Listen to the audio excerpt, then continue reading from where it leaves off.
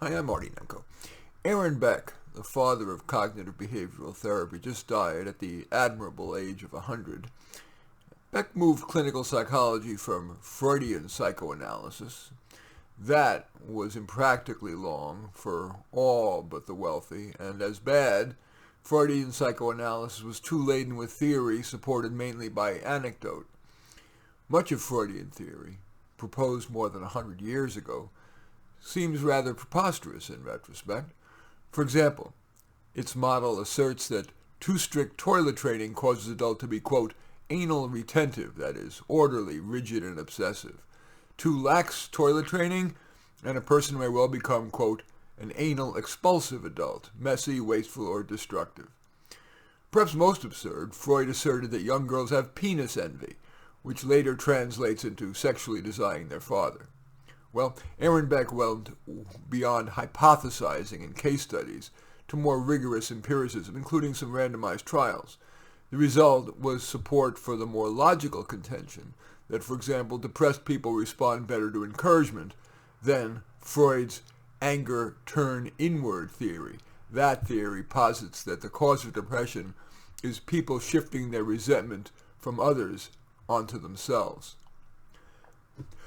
Beck also found that much mental illness is ameliorable, not by an exploration of childhood, let alone toilet training, but by helping clients to identify distortions in their thinking, what Beck called automatic thoughts, deeply held too global assumptions about themselves. For example, I'm a loser. Beck also found that months rather than years of therapy can often be effective. That democratized therapy, which, as I mentioned, made therapy accessible to people who couldn't afford years on the Freudian psychoanalytic couch, even if it were effective. But like so many methodologies, Beck's cognitive behavioral therapy has its limits. Alas, too many mental health practitioners, in their desire for a single model that could govern their work, have bought cognitive behavioral therapy as the way. Contributing to that, some founders of variants of cognitive behavioral therapy have founded training operations. There's the Beck Institute, that is the Aaron Beck founded that. The Albert Ellis Institute, Stephen Hayes' ACT training, and David Burns' Feeling Good training.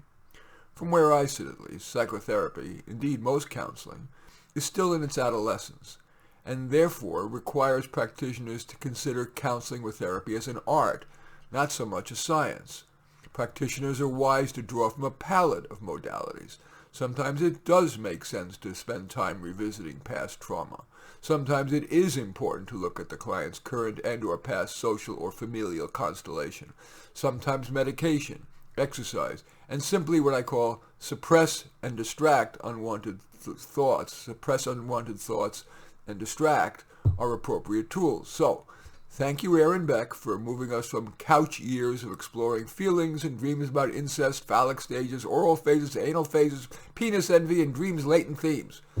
Yes, sometimes a cigar is a cigar. But cognitive behavioral therapy, while a breakthrough a half-century ago, has not moved the field of psychotherapy ahead enough from there. While CBT is helpful to many people, we need better. Maybe Beck's most important legacy is to inspire people to think radically differently, to search for the next breakthrough, to become the next Aaron Beck. In any event, I do thank you for watching. I'm Marty Nemko. I welcome your thumbs up and accept your thumbs down. I always look forward to your comments and especially like it if you hit the share button below. Share on your social media so that my efforts can have broader impact. And I am flattered if you choose to subscribe to my channel. In any event, I do thank you for watching. I am Marty Nemko.